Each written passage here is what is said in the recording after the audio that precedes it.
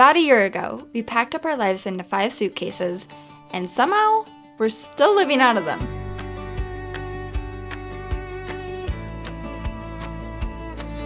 For the last 9 months, we've been living in Mexico.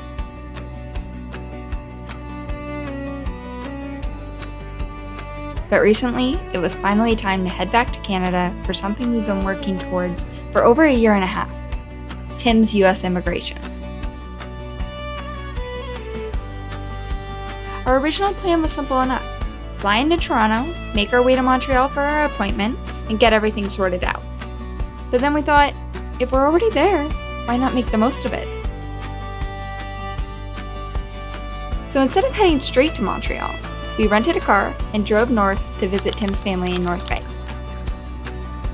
With its beautiful lakes and laid-back charm, North Bay is a true Northern Ontario gem. Pretty. I am She-Ra. All right. Cheers. Cheers. Cheers.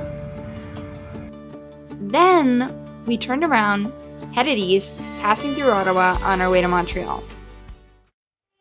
Welcome to Montreal, Canada's cultural capital. Founded in 1642, this historic city blends European charm with North American energy.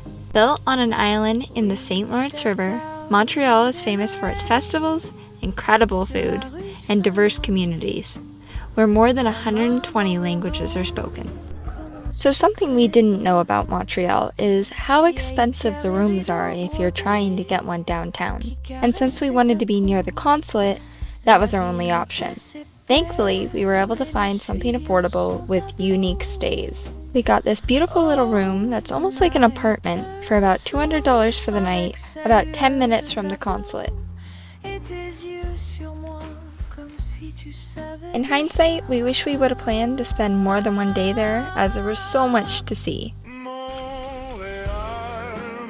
But something we did make time for was the food. Of course, we had to go to Kettleman's and get one of their famous Montreal smoked meat bagels. It did not disappoint. If you are ever in Montreal, make sure you stop by.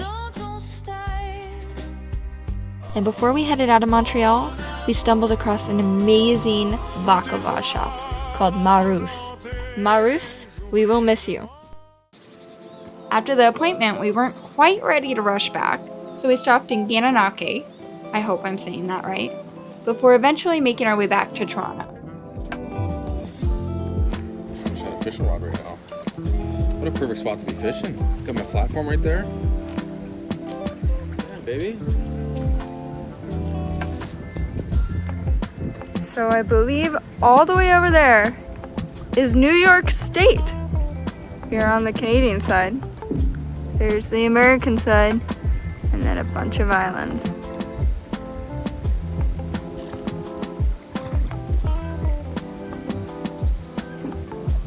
I got my first American lesson today at the embassy.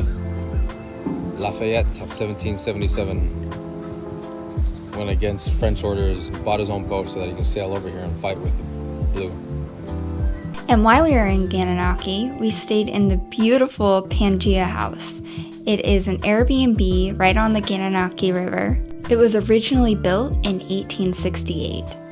The mansion was transformed into an Airbnb in 2021 by the hosts Jody and Joff.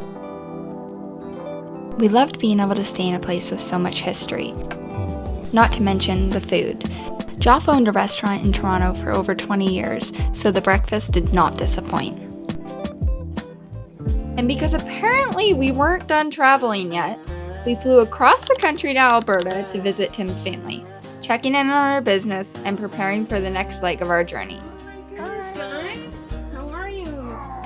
Good to see you again. Hola, konnichiwa, bonjour, ciao. And that's where the video begins. A few flights, a few thousand kilometers, and way too many hours in the car. So come along as we make our way across Canada, navigating the immigration process, and see where the summer takes us next. Ladies and gentlemen, the shirt has come off. White bastard. From Mexico to Ontario to Quebec to Alberta, we are now on our way again to the US border to get his green card issued to us. I'm still laughing at your Quebec. Was that bad? It was like a pubescent boy screeching. We have been through quite a lot, traveling all over the world, it feels like. If you don't know, I married an American. And if you don't know, I married a Canadian. So we gotta import you. we imported Kaylee already. She's got her Canadian residency, and now I'm working on my American residency. I got my visa approved, my spousal visa, and I've got a nice sticker in my passport that I have to activate at the US border. So that's what we're doing today in southern Alberta. It's a cool, crisp, windy 18-degree day. We are lucky because it's not too far of a drive from the border. I think it's about 4 hours from where we live, but we're able to stay at Tim's sister's because she was so gracious as to host us. So that way we can kind of cut the trip in half and make a 2-day event out of it. It's a nice excuse. All in all, it's been about a 1.5 year process to get my US green card. A little bit of a pain if you're doing it in Canada because you only have one office in all of Canada. No matter where you are, you have to go to Montreal for the US consulate visit. So that could be a lot of fun if you enjoy an adventure, or it could be a huge hassle if you don't. And shout out to Montreal, honestly the most beautiful city in all of Canada. We were so shocked. I've never been to Montreal. Tim's just drove through the outskirts of it, but I absolutely love the city. I thought it was so beautiful. Everyone was so friendly. I am a sucker for historic buildings, so Montreal, just gorgeous.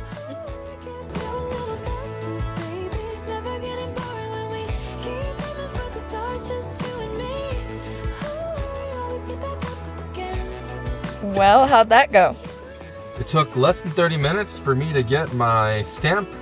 I guess I shouldn't show you all this private information, but I've got my stamp and my passport now, and I guess the green card is gonna be mailed out at some point, but I guess I'm now an American. How does it feel to be an American? I have Mexican citizenship, Canadian citizenship, and now green card, but soon to be American citizenship. So I'm a North American officially. I'm American, like full on through and through. I'm American. Are you gonna start working on South America now? No. Back in sunny Calgary. Whoa, look at that. Boy, it's are we in Mexico today? Not today. Not in Mexico, not in Mexico. Are you in Mexico?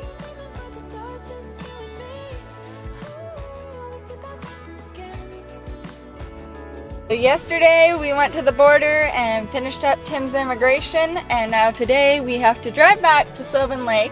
We stayed with Tim's sister last night, and now we're heading to the farmer's market with them before our 2-hour drive.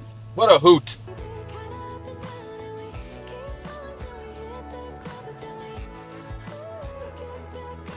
Do you have enough options, Tim?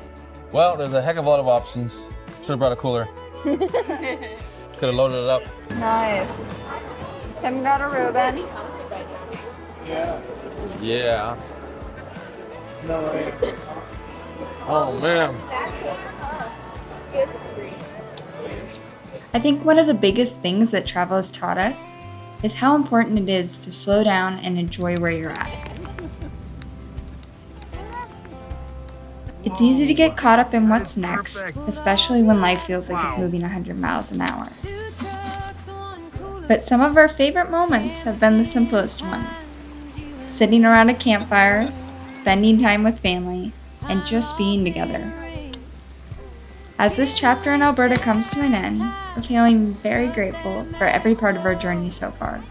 And now, it's time to see where the road takes us next.